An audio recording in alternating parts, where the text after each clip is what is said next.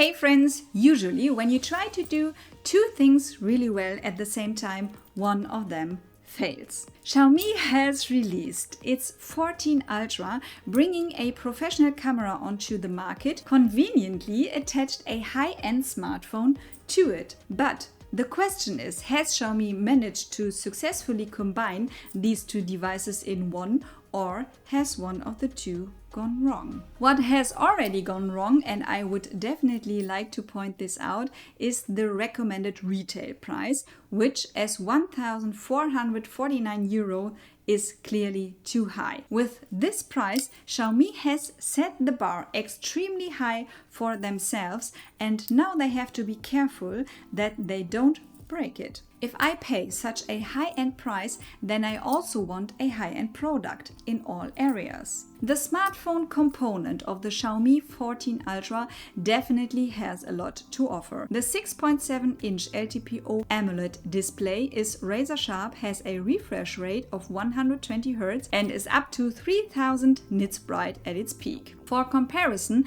the S24 Ultra is up to 2600 nits bright and the iPhone 15 Pro Max up to 2000. The display edges are very thin and virtually disappear into the slight curve at the edge of the display, so that the edges appear even smaller. Xiaomi has done this really well, and when it comes to the display, we can definitely tick the high-end box here. Incidentally, a screen protector is pre-installed on the Xiaomi 14 Ultra from the factory, which will look like this after a few weeks, but at least you have something to start with. The ultrasonic fingerprint scanner integrated into the display works very reliably and above all quickly, just like the Face ID unlock. Quick is also a good descriptor for the entire smartphone. The device has the latest Qualcomm processor, Snapdragon 8 Gen 3, and Android 14 runs on the Xiaomi 14 Ultra, making this a flagship device already. Everything runs super well and apps can be changed quickly and smoothly. The interface runs Xiaomi's Hyper OS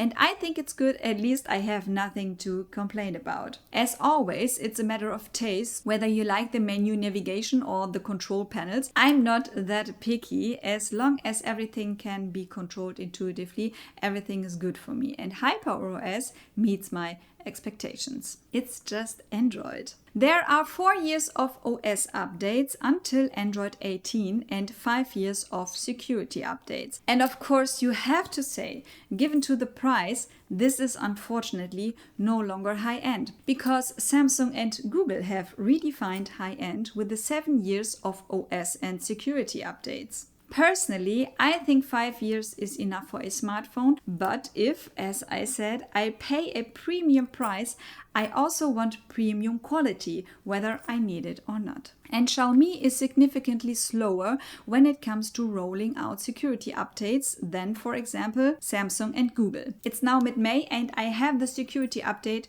from March on it. This is no longer high quality, it's just low quality, especially for the price of 1,500 euros. What I was also disappointed about is that the Xiaomi 14 Ultra is not eSIM capable, which I find particularly impractical if you travel a lot outside of Europe. What is practical, however, is that almost all of the apps available are already pre-installed on the Xiaomi 14 Ultra and you hardly have to download anything from the App Store. Of course, that's a nice way to describe the fact that a lot of bloatware is pre-installed on the Xiaomi 14 Ultra. A few apps that you normally use, like Spotify and the like, but also a lot of crap that you have to delete first. That doesn't exactly convey a high-end premium feeling either. When it comes to the battery, we are back to the state of the art with the 5000 mAh. I get a display on time of 7 to 9 hours,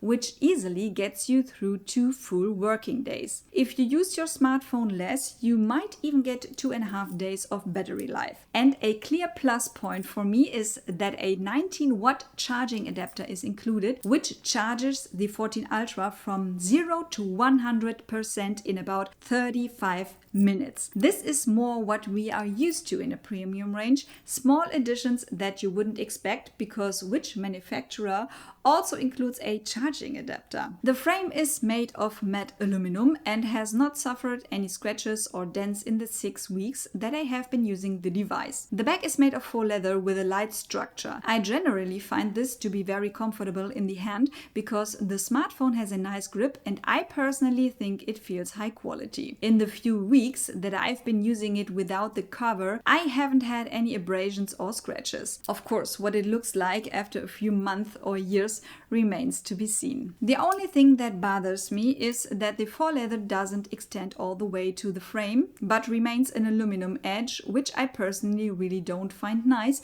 because it looks so pieced together. But of course, that is also a matter of taste. Then, however, comes the not exactly saddle camera module, which is certainly appropriate for a professional camera, but is rather large for a smartphone camera. To be honest, I personally don't mind the look that much because the 4 Leica lenses obviously have to find their places somewhere. I use the camera bar as a support for my index finger so that the device sits comfortably in my hand. The wobbling on the table is also limited because the camera module extends almost across the entire width. The aluminum frame and faux leather back also contribute to the weight, being just 229 grams despite the huge camera, which is 4 grams less than the S24 Ultra with its titanium frame and glass back. Now let's move on to the camera, and I think Xiaomi did it pretty cleverly by writing Leica in bold on the camera module. When other people watch you taking photos, everyone always says,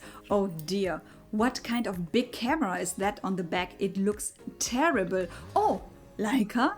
That's a Leica camera in there? That's cool. Can I see it?" And what you have to show then really knocks most people's sock off, including me. The special thing about the Xiaomi 14 Ultra is the cooperation with Leica. The main camera's 4 Leica lenses, each 50 megapixel, take by far the best photos I've ever seen from a smartphone. This means that every shot is a hit and the shots look as if they came from the studio or as if you had a photographer walking next to you all day. The 32 megapixel front camera also takes really good photos, although not quite as brutally good as the main camera, understandably. And as always with me, you can judge the quality of the camera for yourself. Here are the recordings.